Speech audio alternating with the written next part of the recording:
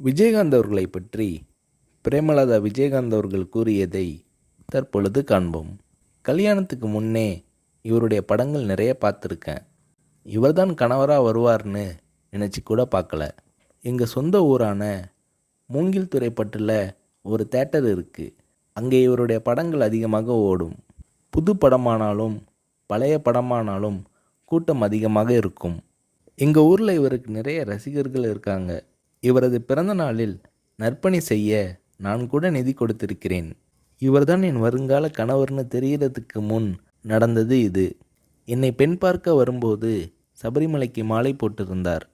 ஒரு நடிகருக்குரிய பந்தாவே இல்லாமல் ரொம்ப சிம்பிளாக வேட்டி சட்டை போட்டு வந்திருந்தார். என்னை நேருக்கு நேராக கூட பார்க்கல. எனக்கும் அவருக்கும் நிச்சயம் செய்யப்பட்ட பின் நான் அவருடன் பார்த்த முதல் படம் புலன் விசாரணை. அவர் மதிக்கிற பெரியவங்க கிட்ட எழுந்து நின்று வரவேற்று பணிவாக பேசுவார். அவர் மனசில் ரொம்ப மதிக்கக்கூடிய கலைஞர் மூப்பனார் ஆகியோர்கிட்ட இருந்து ஃபோன் வந்துச்சுன்னா எழுந்து நின்று கை கட்டிக்கிட்டு பணிவாக பேசுவார். என்னை பிரேமான்னு அன்பாக கூப்பிடுவார்.